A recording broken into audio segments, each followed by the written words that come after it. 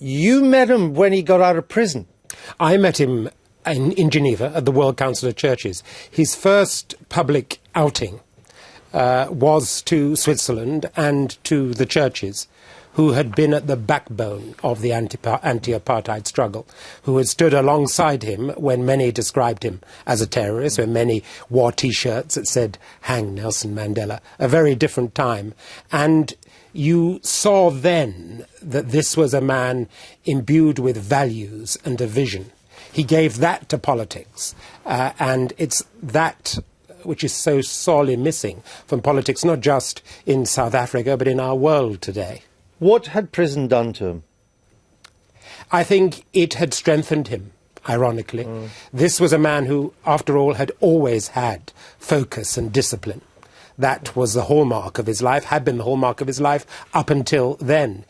That was amplified in the prison context. But he was always, and we should never forget this, a freedom fighter. You know, he believed and led the armed struggle.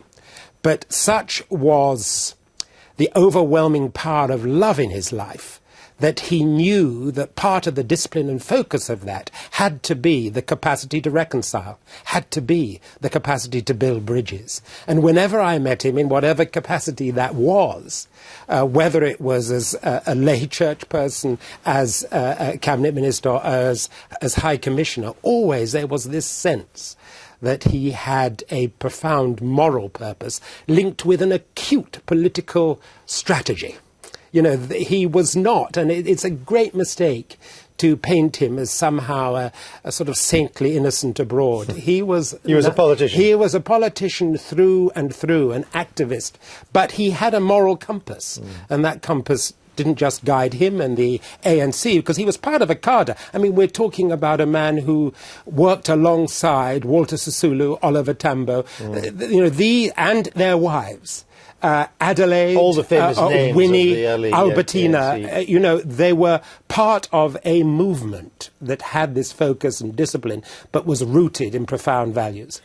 But is what makes Mr. Mandela different from all of them is this. Would it be fair to say that if Nelson Mandela hadn't existed, the history of South Africa could have been very different in a bad way? I think he played a key role at a critical time, but I don't think that he was in himself bigger than the ANC. He was the product of the ANC, a product of his culture, and he brought to that unique personal qualities. But we really mustn't take this man out of his context. It would not have been possible to have had a peaceful transition in South Africa. Although, don't forget, 10,000 people died after his release. But it wouldn't have been possible to avoid the racial bloodbath that all feared, had it not been for a movement, the ANC, that embraced the path of reconciliation and made enormous sacrifices economically for it, because the black man in South Africa today is still grossly disadvantaged as compared to the white. And there is still a way to go before Nelson Mandela's dream and aspiration for a rainbow nation in which the Freedom Charter is embedded is achieved.